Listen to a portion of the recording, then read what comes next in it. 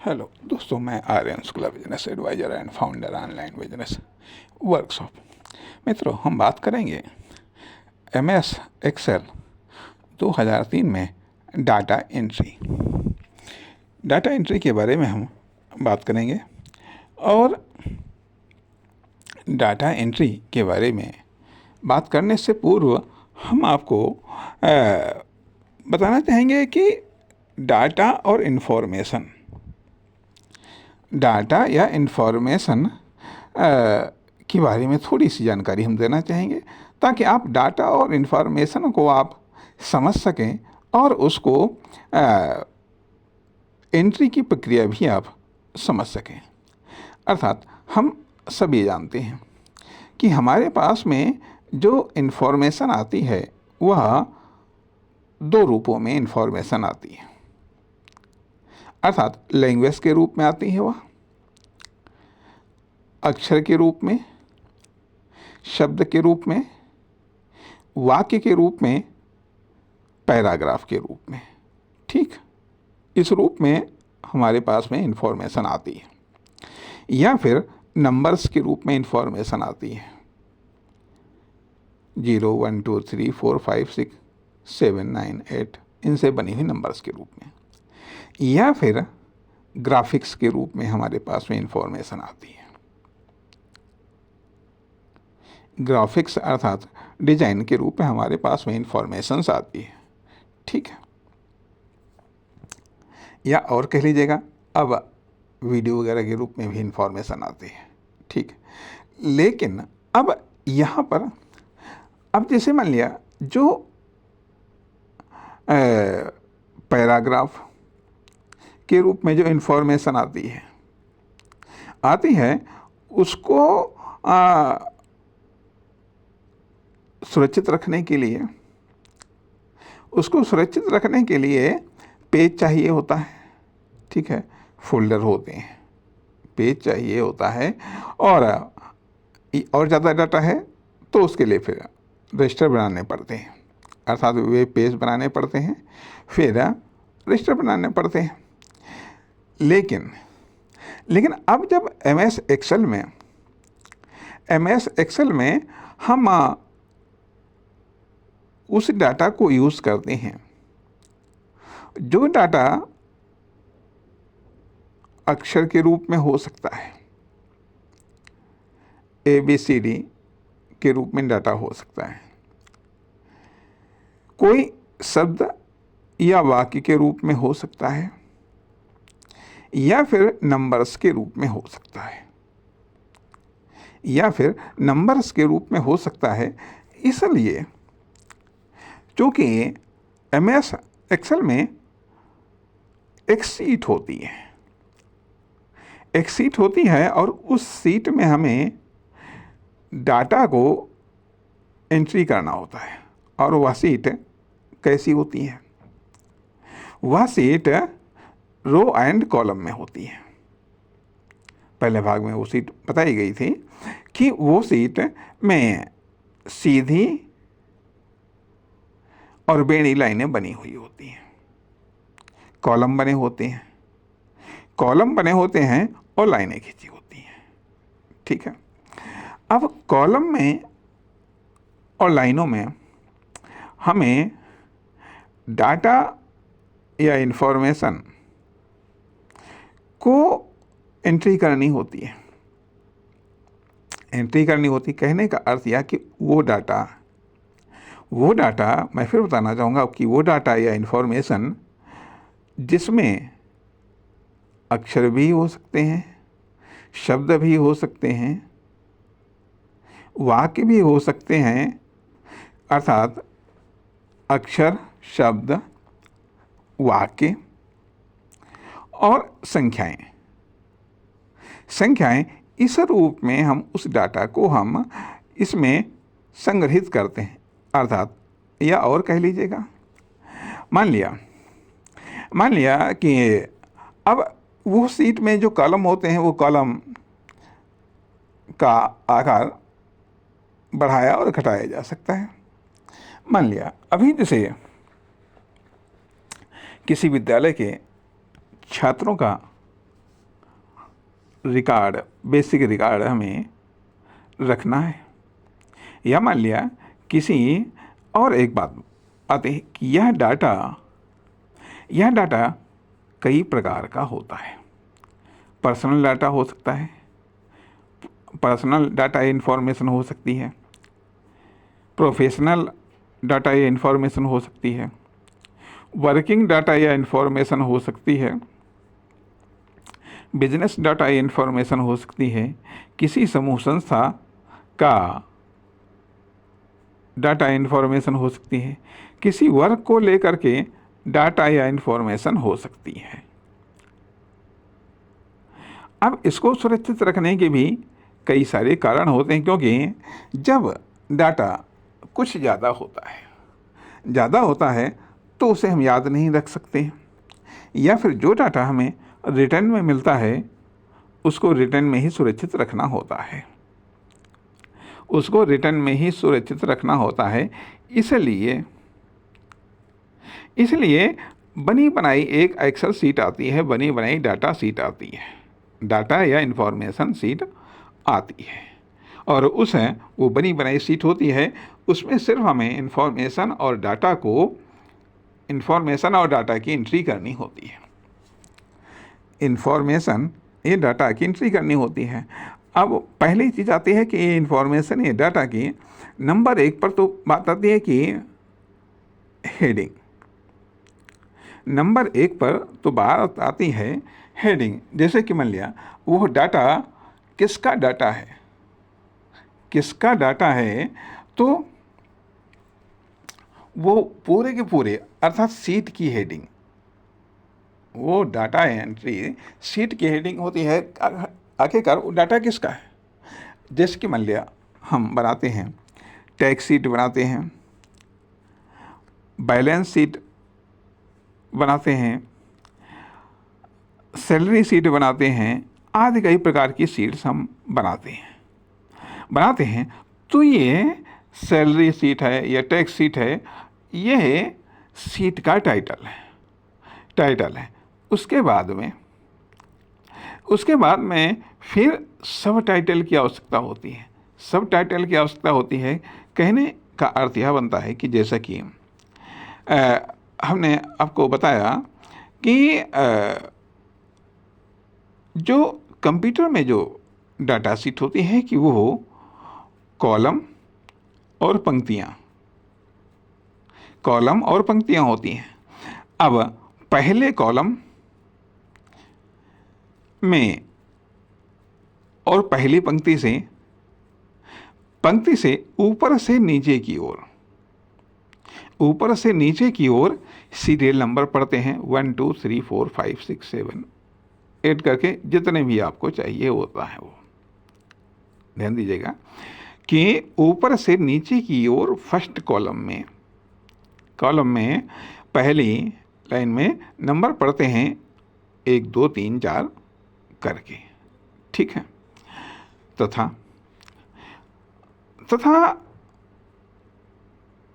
बाएं से दाएं ओर ऊपर जो कॉलम होते हैं, कॉलम में ABCD EFGHIJ करके इस तरीके से अंग्रेजी के अक्षर पढ़ते हैं। वो प्रत्येक कॉलम का एक नाम होता है, अंग्रेजी के अक्षरों में नाम होता है ABC करके। अब यहाँ पर अब एक तो आता है कि प्रत्येक कॉलम का एक टाइटल होता है। प्रत्येक कॉलम का एक टाइटल होता है कि इस कॉलम में किस प्रकार की इंफॉर्मेशन या किस प्रकार का डाटा भरा जा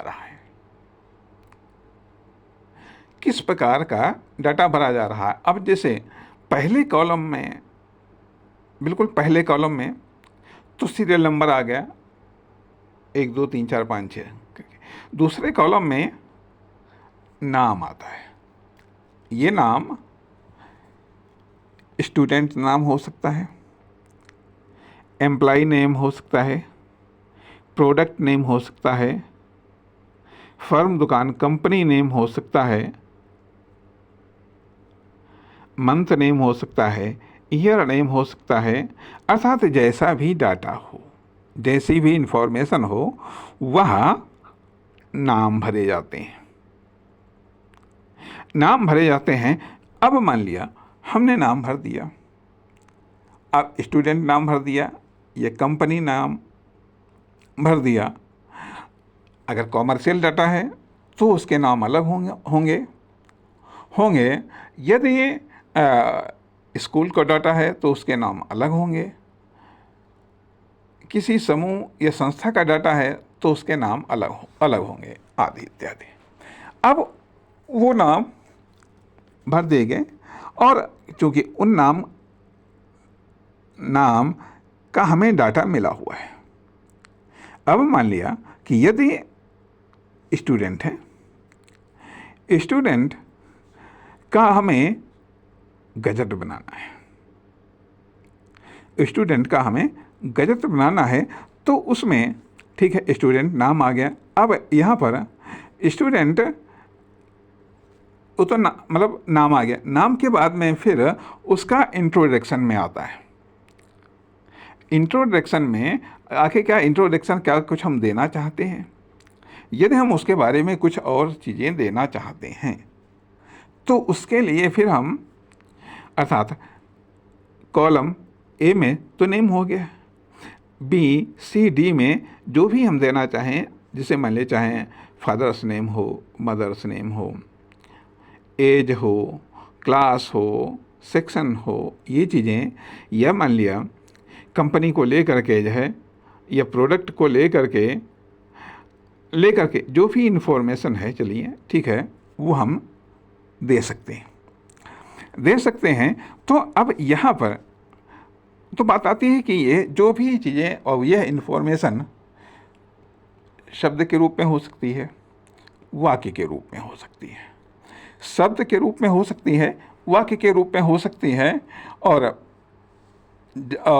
इसके लिए अलग अलग कॉलम का हम इस्तेमाल करेंगे। जैसे मैंने father's name, mother's name, address, mobile number, pin code, राज्य का नाम, देश का नाम आदि इत्यादि के लिए हम अलग अलग कॉलम का हम प्रयोग करते हैं। ठीक है। अब यहाँ तक ये जो इन्फॉर्मेशन थी, ये कह लीजिएगा एक तरीके से मैथमेटिकल नहीं थी इन्फॉर्मेशन, नॉन मैथमेटिकल इन्फॉर्मेशन थी। अर्थात एक टाइटल था और उस टाइटल के बारे में नॉन मैथमेटिकल इन्फॉर्मेशंस थी। ये हम अलग अलग कॉलम में हम दे सकते हैं। अब जिस तरीके सीरियल नंबर में 1 2 3 4 करके दिया हुआ है, तो जितने के बारे में भी हम इंफॉर्मेशन देना चाहते हैं, जिनके बारे में भी हमारे पास में जो इन्फॉर्मेशन है वो हम इसमें भर सकते हैं। ठीक, एक प्रकार से ये डाटा हो गया, एक प्रकार से यह डाटा हो गया है जो कि नॉन मैथमेटिकल इन्फॉर्मेशंस है। ठीक है। अब दूसरी चीज़ आती है कि मैथमेटिकल या नंबरिकल इन्फॉर्मेशंस, कि अब मैथमेटिकल इन्फॉर्मेशंस आ रही है। अर्थात ये कह लीजिएगा मैथमेटिकल इन्फॉर्मेशन अर्थात वो इन्फॉर्मेशन जो नंबर के रूप में आ रही है। जैसे कि मान लिया यदि हमने कंपनी का नाम भरा हुआ है, ठीक है, कंपनी का नाम भरा हुआ है, दुकान का नाम भरा हुआ है, तो उस दुकान का नाम, एड्रेस, मोबाइल नंबर, राज्य का नाम, ये सब चीज़ें भरने के बाद में उससे कब क्या माल खरीदा गया या कब क्या माल बेचा गया, किस महीने में, किस दिन, किस तारीख को कितना माल गया आदि इत्यादि, ये सब चीज़ें एंट्री हम कर सकते हैं। मान लिया यदि एक स्टूडेंट है तो स्टूडेंट का अब अंकों के रूप में उसका अब सब्जेक्ट उस विद्यार्थी के पास में कौन कौन से सब्जेक्ट हैं, हिंदी, गणित, विज्ञान, साइंस, ये सब चीज़ें 6 सब्जेक्ट होते हैं। 6 सब्जेक्ट हमने लिख लिए। अब हमें उसके पूर्णांक प्राप्तांक भरनी है। उसके पहले हम सब्जेक्ट से पहले एक पूर्णांक का कॉलम बनाएंगे कि हाँ इसमें कितने में प्रत्येक सब्जेक्ट कि मैक्सिमम मार्क कितने हैं, पूर्णांक कितने का है, तो वो हमने दे दिया 50 का है या 100 का है, ठीक है। अब उसमें उस बच्चे ने हिंदी में कितने प्राप्त किए, विज्ञान में कितने प्राप्त किए, साइंस में कितने प्राप्त किए। तो कहने का अर्थ यह कि यह स्टूडेंट सीट हो या मान लिया कोई बिजनेस सीट हो या कोई प्रोडक्ट सीट हो, डाटा या इंफॉर्मेशन पार्टिकुलर नहीं होता है, वो किसी भी प्रकार का हो सकता है, किसी भी प्रकार का हो सकता है। अब यहाँ पर नंबर के रूप में डाटा हमें प्राप्त हो रहा है, नंबर के रूप में डाटा हमें प्राप्त हो रहा है, ठीक है। अब किस विषय में उसने मान लिया कितने अंक प्राप्त किए, वो सब नंबर के रूप में हमारे पास में डाटा आ गया है कि अर्थात उसके 6 विषयों में नंबर हमें प्राप्त हो गए। अब यहाँ पर यह नंबर डाटा आ गया, अर्थात पहले क्या हुआ, सीरियल नंबर, सबसे बिल्कुल फर्स्ट कॉलम में सीरियल नंबर, फिर उसके बाद में नाम, नेम, उसके बाद में इंफॉर्मेशन, उसके बाद में फिर डाटा आया, अर्थात जो नंबर के रूप में डाटा आया। अब इसके बाद में फिर आता है कैलकुलेशन, इसके बाद में कैलकुलेशन आता है, और ये कैलकुलेशन होता है जो नंबर के रूप में डाटा आया है, जो नंबर के रूप में डाटा आया है उसी पर कैलकुलेशन होता है, अर्थात जोड़ घटाना गुणा भाग की क्रियाएं ये जो नंबर के रूप में डाटा है उसी पर कैलकुलेशन होता है। अर्थात अब MS एक्सेल में हम फिर वही बात का दोहराना चाहेंगे, समझ लीजिएगा कि MS एक्सेल में जो डाटा या इंफॉर्मेशन होती है वो कुछ कैटेगरी के होते हैं, जैसे कि पहले बताया गया कि सीरियल नंबर होता है, उसके बाद में नाम आ गया, नाम, फिर नॉन मैथमेटिकल इंफॉर्मेशन, फिर नंबर के रूप में इंफॉर्मेशन, अब कैलकुलेशन स्टार्ट हो गया। अब कैलकुलेशन स्टार्ट हो गया, अब देखें कैलकुलेशन हम कैसे करते हैं, कैलकुलेशन हम कैसे करते हैं उसको हम समझेंगे। और ये कैलकुलेशन एकदम फार्मूले की तरह होता है। अब कैलकुलेशन समझने के लिए हम आपको अगले भाग में ले चलेंगे और हम आपको दिखाएंगे कैसे कैलकुलेशन होता है। नमस्कार, धन्यवाद।